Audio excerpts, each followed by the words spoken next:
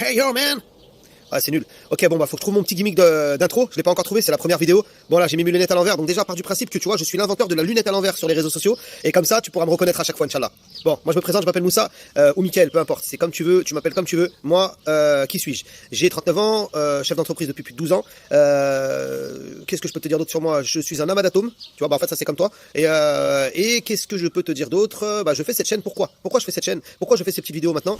Parce qu'en fait, voilà, j'aime énormément la sociologie. J'aime énormément étudier l'humain, j'aime énormément réfléchir à ce monde, et j'aime énormément échanger avec les autres. Et c'est vrai que les réseaux sociaux, ils ont bien sûr beaucoup de défauts, mais beaucoup de qualités. Parmi les qualités que je trouve, c'est que tu peux parler avec beaucoup de gens, dans beaucoup d'endroits, échanger sur des sujets on va dire, que si tu le faisais dans la vraie vie, tu n'auras pas la même résonance. Tu vois ce que je veux dire?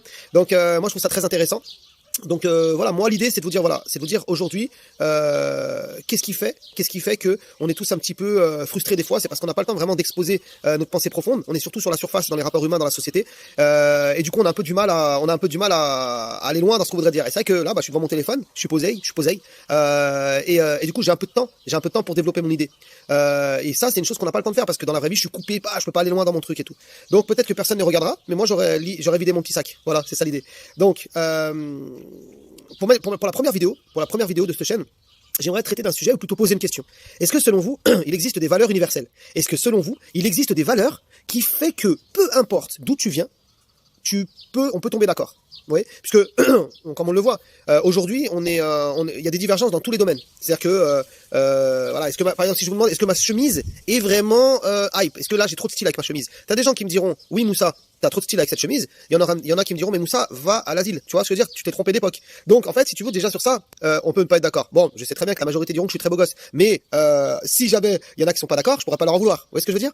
Donc maintenant, là, on parle d'une chemise. Bon, ça impacte pas trop la vie. Vous voyez ce que je veux dire? C'est pas grave. Par contre, il y a des sujets beaucoup plus graves et beaucoup plus importants et beaucoup plus profonds. On va y aller, on va dire les choses, hein. Par exemple, la pudeur, l'homosexualité, la violence, le racisme, l'immigration, l'écologie. Il y a des tas de sujets qui sont beaucoup plus graves que ma chemise banana. Vous voyez ce que je veux dire? Mais en tout cas, à chaque fois sur ces sujets-là, qu'est-ce qu'on voit? On voit que les personnes dans les débats, qu'ils soient télévisés ou autres, ils ont pas le temps en fait de développer leur pensée. Et tu sens qu'ils sont frustrés, les mecs. Ils ont juste 10 minutes, tu vois, et encore 10 minutes, je suis gentil, pour expliquer un truc grave en fait, ou un truc profond. Les mecs, ils ont étudié 500 ans, ils ont 10 minutes pour condenser tout ça à la télé. Et la majorité des gens, ils voient ces 10 minutes, ils disent il a tort, lui, il a pas raison. Mais c'est un peu plus compliqué que ça en fait. Vous voyez ce que je veux dire? C'est que il faut aller loin dans chacune des questions. Et quand on a fait le tour de la question, après, on peut commencer à avoir un avis qui est beaucoup plus, on va dire, beaucoup plus posé, beaucoup plus mûr, parce qu'on a été loin dans le raisonnement, dans la question. Donc là, voilà, c'est pourquoi je voudrais parler aujourd'hui, vous poser la question, est-ce que selon vous, ça fait stylé comme ça avec le doigt, selon vous, est-ce que il existe des valeurs universelles, hors religieuses, hors culturelles et tout ça, enfin peu importe, une valeur universelle qui fait que l'humain, il tombe d'accord sur des sujets clairs avec d'autres humains. Donc moi, je vous donne mon avis par rapport à ça. Déjà, mon avis en tant que musulman, c'est qu'on a hérité d'une nature saine à la naissance. Voilà, ça c'est mon avis en tant que musulman. Maintenant, vu que je pense qu'il peut y avoir beaucoup de non-musulmans qui peuvent regarder ces vidéos, donc on va parler maintenant à tout le monde, et je vais vous parler avec des termes qui, pour l'instant, qui vous conviennent le mieux. Pour moi, il existe deux types de valeurs, déjà qu'on peut identifier dans les valeurs universelles. On va même dire trois. La première valeur universelle, c'est une valeur qui va au-delà de toute culture, qui va au-delà de toute chose, de lieu, de représentation et tout ça. Ce sont des valeurs inhérentes à l'humain en général, d'accord?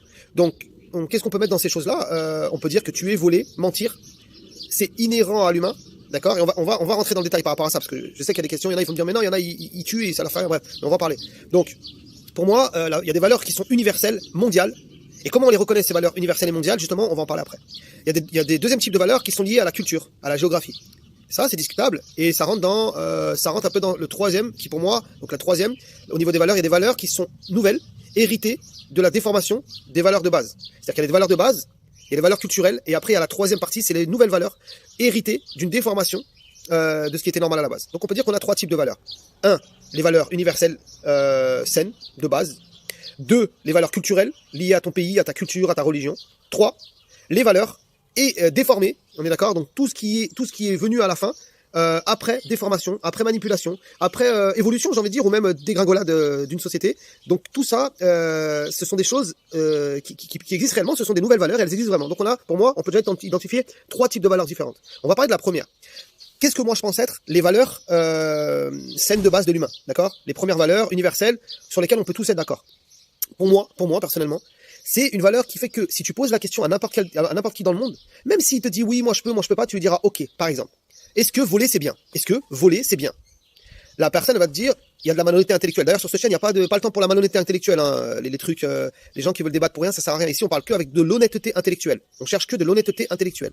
Donc, on va prendre un exemple concret. Si jamais, d'accord, si jamais tu poses la question, on parle de la première valeur, les valeurs qui sont universelles. Si tu poses la question à quelqu'un, tu lui dis, peu importe dans le monde, tu vas au Zimbabwe, tu vas en France, tu vas en Inde, tu vas en Chine ou en Russie, aux States, peu importe. Tu poses la question à quelqu'un, tu dis, est-ce que voler, c'est bien? Normalement, si tout se passe bien, si tu tombes sur quelqu'un qui est honnête intellectuellement, il te dira non, non, c'est pas bien. Ça, c'est universel. C'est universel. C'est-à-dire que c'est universel, c'est normal, c'est dans la nature saine de l'humain. Comment on reconnaît une valeur universelle? Si une personne commence à te dire, oh, si, c'est voler, c'est bien, et alors ça fait quoi? Pour pouvoir être sûr que tu as raison, tu gardes toujours ça à l'esprit. Pour savoir si une valeur universelle est saine, c'est est-ce que cette personne, elle accepterait pour elle-même ce qu'elle préconise pour les autres? C'est-à-dire, est-ce que cette personne qui te dit que voler, c'est bien ou pas gênant, elle aimerait qu'on la vole? Et tu te rendras compte souvent que la personne qui se permet de te dire que voler, c'est bien, c'est parce qu'elle considère qu'elle-même s'est fait voler avant. Vous voyez ce que je veux dire? Donc elle n'a pas accepté de s'être fait voler, donc elle vole à son tour. Ah ouais, c'est le système, c'est l'État, donc je vole. Tu vois le genre de raisonnement débile? Donc en tout cas, tu as des gens comme ça qui existent sur cette terre qui sont malhonnêtes, et c'est malheureusement beaucoup, ils sont légion. Donc c'est eux qui parasitent un peu le débat. Mais là, on n'est pas là pour parler avec ce genre d'énergumène, on parle avec des gens sincères, Inch'Allah. Donc là, on est en train de parler d'une valeur universelle qui est le fait de voler ou pas voler. Donc la majorité des gens, je pense, nous diront que voler, c'est pas bien. Et on peut pousser la chose. Est-ce que tuer, c'est bien? Non, c'est pas bien. Est-ce que essayer de séduire la femme de ton voisin, c'est bien? Non, c'est pas bien. Est-ce que la violence, le fait d'arriver devant un homme seul à 10 personnes et l'éclater tous ensemble par terre et le laisser pour mort, c'est bien? Non, c'est pas bien. Ouais, donc on a quand même des valeurs universelles. On a quand même des choses qui nous relient. Nous ne sommes pas des animaux, nous avons un raisonnement, et ce raisonnement, il est lié à quoi? Il est lié au fait que pour nous, une valeur, c'est quelque chose qu'on considère quelque chose de noble, de base, et qu'on considère, donc à l'inverse de ça, on considère une chose ignoble, on considère une chose malsaine, à l'inverse de la valeur saine que l'on pense être saine. Vous voyez ce que je veux dire? Donc si on considère que voler c'est pas bien, on dit que voler c'est pas bien parce qu'on sait que le fait de pas voler, c'est être noble. Si on considère que la violence gratuite, c'est pas bien, on considère que vivre en paix, c'est mieux, etc., etc. Et c'est logique, d'accord? Donc la première valeur, on va dire que c'est une valeur universelle, dénuée de toute malhonnêteté intellectuelle, et on se retrouve sur ça au niveau de l'humain. Ensuite, on a la valeur par rapport à la culture. On reste dans le vol, d'accord? On reste dans le vol. T'as des cultures, où voler, ça n'a pas la même signification. T'as des cultures où, par exemple, tuer, ça n'a pas la même signification. Vous voyez ce que je veux dire? Mais ça, on rentre déjà dans la déformation, puisqu'il y a eu une première chose qui est venue, c'est leur culture a déformé ce qui était sain et pas sain. Donc là, c'est des exemples un peu gros, hein, tuer, voler pour des cultures, mais on va prendre des exemples plus simples. Des valeurs qui, aujourd'hui, peuvent être... on a les valeurs universelles et puis on a les valeurs qui gênent pas l'universalité des autres valeurs. Par exemple, là, je suis au Maroc, les Marocains aiment bien sortir le soir. C'est culturel, c'est un petit délire qu'ils ont. Vous voyez ce que je veux dire? Ils aiment bien manger tel et tel plat, plutôt que d'autres plats. Ça, c'est culturel. Ça n'impacte pas le fait qu'au final, ils vont apprécier les voleurs ou pas les apprécier. Ça n'a rien à voir. Là, on est dans des valeurs qui ne gênent pas l'universalité d'autres valeurs saines. Donc, je peux être, par exemple, marocain, considérer que voler, c'est pas bien, mais préférer le rouge. C'est des goûts. En fait, on parle même pas de valeurs, on parle de goûts. Mais les goûts peuvent amener à des valeurs. Parce qu'en fait, un ensemble de goûts, à la finalité, c'est quand même ton esprit qui est différent comme d'un autre gars, et donc ça peut amener à penser différemment sur certains sujets. Mais le but, c'est justement de toujours en revenir à se dire, ok, j'aime le rouge, t'aimes le bleu, tu manges du couscous, je mange du cassoulet, mais à la finalité de la chose, on considère tous les deux que voler, c'est pas bien. D'accord? Donc vu que voler, c'est pas bien, y a pas de souci, mange ton couscous et moi je mange mon cassoulet, et puis on est d'accord sur ça. Ça, c'est la culture. Donc, c'est des valeurs culturelles. Maintenant, on a la troisième. Donc, on a 1, 2, 3. La troisième valeur dont on parlait, c'est les nouvelles valeurs. Donc, on revient à mon premier sujet initial. C'est mon gars là qui est en train de me sortir que donc on considère que voler c'est pas bien. Et du coup, le gars, il est en train de nous expliquer là que lui, il a le droit de voler, que c'est bien de voler dans son cas lui en fait. Puisqu'en fait, il y a une déformation. C'est-à-dire qu'il s'est inventé, le fait de pouvoir voler parce qu'il a considéré qu'il avait le droit de, par rapport à son analyse à lui. Très souvent biaisé d'ailleurs. Très souvent simpliste d'ailleurs. Donc en fait, il se dit voilà, je vais donner un exemple concret de genre de raisonnement. Je suis un black, je vais à Paris, ou je suis un maghrébin, je vais à Paris. Mes parents ont immigré, je suis la 2e, 3e génération, et je considère que j'ai le droit d'insulter la France, et j'ai le droit de braquer, et j'ai le droit de dealer, parce que, en vérité, ce pays ne m'aime pas, et donc je reprends mon dû, et oui aussi ils m'ont esclavagé, donc j'ai le droit, parce que ça, en vérité, ce pays-là, c'est pas vraiment le mien, et puis ce qu'ils ont fait à mes ancêtres, je peux pas oublier, donc j'ai le droit de le faire. Parce que par exemple, t'as des mecs qui pensent réellement comme ça. T'en as d'autres qui vont dire, ouais, mais moi, l'État, ils m'aide pas, donc, en plus de ça, l'État, il est pourri, donc j'ai le droit de faire de prendre mon dû, tu vois, ça, c'est des blancs, des purs blancs, tu vois, ou même tout le monde, hein, de toute race confondue, mais on va dire là, j'ai vu que j'ai parlé des noirs et des arabes, faut que je parle aussi des blancs, sinon on va dire que je suis raciste. Donc, tu peux avoir des blancs qui vont dire, voilà, que moi j'appelle des cassos, concrètement, qui vont se dire, voilà, moi, je prends mes aides sociales, je déclare pas mes autres revenus, donc je bosse à côté non déclaré, Et tout ça parce que j'aime pas Macron. Macron, c'est un pourri. Voilà. Donc en fait, le mec, il est en train de tuer le système de l'intérieur. Tu multiplies le nombre de gars qui font ça, ça fait que le pays il est complètement ravagé hein, de l'intérieur. Tu sais même pas comment la France elle tient d'ailleurs. Et le gars, en fait, il dit voilà, moi, je déclare pas tout ce que je touche à côté. Je perçois encore les aides sociales. Je perçois les aides sociales. Et du coup, je suis un gros feignant. Je suis une grosse limace qui veut pas travailler, tu vois. Donc je suis un voleur. Parce qu'au final, c'est du vol. Bah lui, dans sa manière de voler, il s'est donné une raison de le faire. Il se dit non, j'ai le droit de voler. C'est pas gênant si je vole. C'est pas gênant parce que c'est Macron qui est méchant. Moi, je suis gentil. Tu vois le genre de truc. Donc là, il y a une nouvelle valeur, en fait. C'est que le gars de base, il t'aurait dit c'est pas bien de voler, mais lui, il a le droit. Parce qu'en fait, il s'est inventé une nouvelle valeur qui est que quand un politicien est, selon lui, d'ailleurs, on en parlera des complotistes parce que pour moi, à mon sens, beaucoup sont ridicules.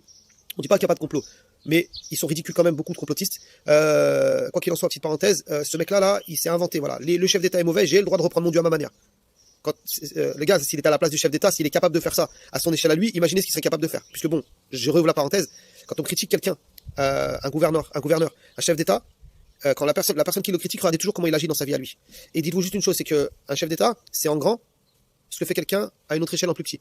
En fait, les humains sont à peu près tous similaires. Il y a pas, il y a des raisonnements qui restent les mêmes. C'est juste que t'as pas les moyens de faire ce qu'il fait. C'est-à-dire que si tu considères que Macron ou d'autres, hein, peu importe, si tu considères qu'un chef d'État c'est un voleur, à ton sens, avec ton analyse très limitée, tu considères que c'est un voleur, tu te bases sur quoi déjà pour dire ça? Quelle analyse? Tu as vu une vidéo sur YouTube et tu considères que, bref, très simple des fois les analyses. Je défends aucun chef d'État, mais juste pour vous dire que, voilà. Mais ton analyse, elle est basée sur quoi? Sur quel raisonnement? Qu'est-ce que tu as fait comme étude profonde pour dire que telle et telle personne est un voleur? Non, tu as juste ton analyse à toi qui est très, très discutable. Quoi qu'il en soit, si un chef d'État, selon toi, est capable de voler, et du coup, toi, tu voles parce que lui, il vole, est-ce que tu vaux mieux que lui? Tu vaux pas mieux que lui. Parce qu'en vérité, si tu as adopté ce raisonnement, le chef d'État peut dire pareil. J'ai affaire à un peuple débile qui comprend rien à mes décisions, vas-y, je tape dans la caisse.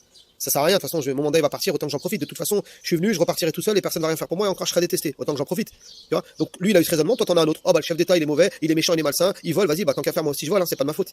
Donc voilà, je veux dire, quelqu'un qui a une vraie valeur, qui fait partie de la catégorie 1, qui a des vraies valeurs ancrées, il n'est pas impacté par les mauvais agissements des autres. Parce que ses valeurs prennent le dessus, sa morale, son éthique prennent le dessus sur le monde qui l'environne. Donc, voilà, c'était le premier sujet. Pour moi, on peut diviser en 3 catégories les valeurs universelles. Voilà. Et dans ces valeurs universelles, on se rend compte que souvent, les valeurs qu'on nous propose, ce sont des valeurs déformées. Et ça nous fera une bonne introduction pour parler de pas mal de sujets que j'aimerais aborder. Donc comme j'expliquais un petit peu au début, hein, tous les sujets aujourd'hui qui font polémique. Donc on peut parler de l'homosexualité, on essaie de nous vendre comme quelque chose de bien. Et plus loin que l'homosexualité, c'est le fait d'accepter qu'en public ça devienne une chose normale. Il y a plein de sujets, la violence dans les cités, la femme vis-à-vis de l'homme, comment elle a changé. Donc le rapport entre la femme et l'homme, est-ce que c'est devenu à notre époque, du coup la féminisation des hommes aussi, par rapport à ça. Il y a énormément de problèmes. Donc ça, c'est tout des valeurs nouvelles qu'on essaie de nous mettre en tête. Aussi le rapport à la religion dans les sociétés occidentales très souvent. Donc on parle en France parce que moi je suis en France, donc le rapport à la religion en France, donc les tensions qu'il peut y avoir aussi entre diverses communautés, le lien qu'on fait entre les communautés et leur religion d'appartenance. En fait, il y a énormément de choses et ça crée de nouvelles valeurs, de nouvelles complexités sociétales et de nouvelles réflexions. Et moi, c'est ça que j'aime, c'est réfléchir à ça et apporter ma petite contribution à mon échelle, tu vois. Donc voilà, n'hésitez pas à me dire en commentaire, si vous avez vous aussi perçu de la même manière que moi qu'on pourrait diviser en 3 catégories les valeurs. Si vous pensez qu'il y a d'autres catégories, n'hésitez pas à les mettre aussi, ça peut alimenter le débat. Et n'hésitez pas à me laisser un petit commentaire sur ce que vous pensez de cette première vidéo. Et Inch'Allah, on traitera maintenant, à la suite de ça, de divers sujets bien précis. D'accord? Je voulais commencer par ça parce que pour moi, et pour finir, le fait d'avoir des valeurs, c'est comme, imaginez, c'est comme avoir un cap lorsqu'on est sur un bateau. Quand tu es sur un bateau et que tu as un cap, en fait, qu'est-ce qui se passe? C'est que tu sais où tu vas. Et quand on est en bateau, quand on est sur la mer, imaginez, il peut y avoir des tempêtes, il peut y avoir des grosses vagues, il peut y avoir beaucoup de problèmes. Mais tant que tu gardes le cap et que tu sais où tu vas, Inch'Allah, même si tu te perds un petit peu, tu reviendras sur ton chemin, ton cap. Tes valeurs, c'est ton cap. Ta personne, c'est ton bateau. L'époque, elle est faite de tempêtes, d'accalmie, mais toi, tu restes le bateau et ton cap, il reste le cap. Ça ne pourra pas changer. C'est pas parce que l'époque autour de toi, elle change que ton bateau, il change ou que ton cap, il change. Si ton bateau, il change et que ton cap, il change, ça veut dire que tu as perdu ou tes valeurs ou tes repères. Ou carrément que tu es devenu schizophrène, mais là, je pourrais rien pour toi. Quoi qu'il en soit, voilà, n'hésitez pas à me laisser un petit commentaire. Qu'est-ce que vous pensez? Est-ce que pour vous, il existe des valeurs universelles de base? Et qu'est-ce que vous pensez des catégorisations que j'ai faites des valeurs universelles? Je vous dis à très bientôt, Inch'Allah.